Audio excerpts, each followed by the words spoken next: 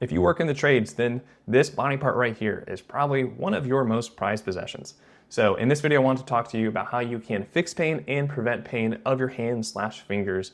And specifically, we're gonna hone in on strength and how that plays a factor in this equation of fixing and preventing pain. But first, just a quick shout out to Alec, who's an electrician. He's the one that inspired this video today by sending me this DM saying, hey, I would like to learn more about how I can mitigate hand injuries and pain, because in my field, there's a lot of repetitive movements that can add up.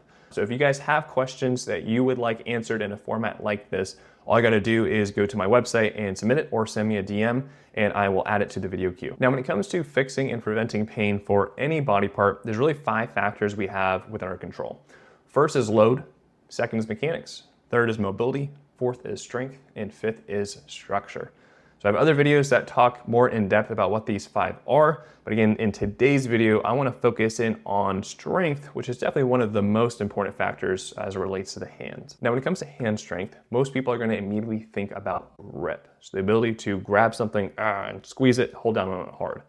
That is, of course, important to have, and it will help prevent pain and injury long-term if you work a trade. But, and this is a big but, in my opinion, it's best for hand strength to be well-rounded. It's not enough to only be able to squeeze an object really hard.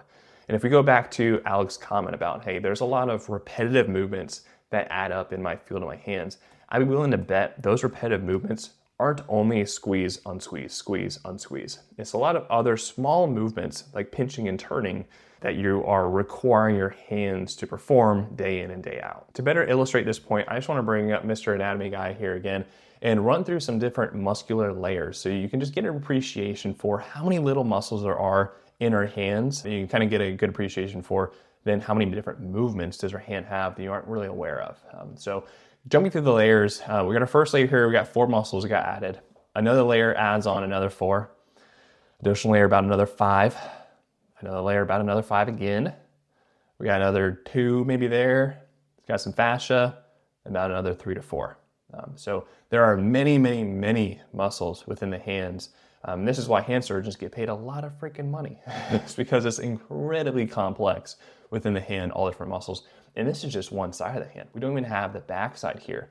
Now, admittedly, the back side is a much more simple compared to the front side of the hand. But anyways, that's all just to say, there's a lot of different muscles in the hand. They do a lot of different movements. So what all this means, if you're trying to strengthen your hands to fix or prevent pain, is I wouldn't recommend performing exercises like these, where you got that classic gripper going on, or like the one I have here, where you're just squeezing down on, off again. So that's not to say that these exercises are bad. You know, these aren't gonna hurt you. They're just not the best bang for your buck. You're already gonna get a lot of the grip strength, that squeeze strength naturally from working your job.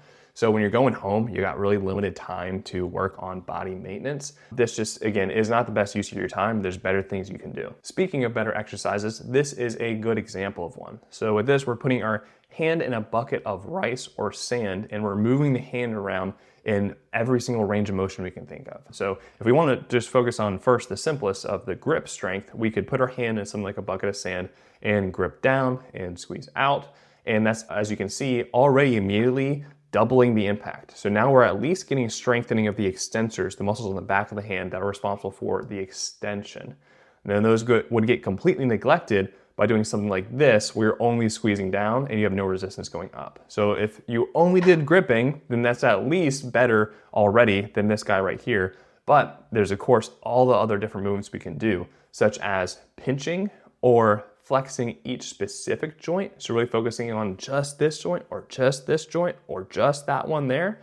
And then we can also do like things like circumduction. We can do global rotation of the thumb, index finger, and pinky finger.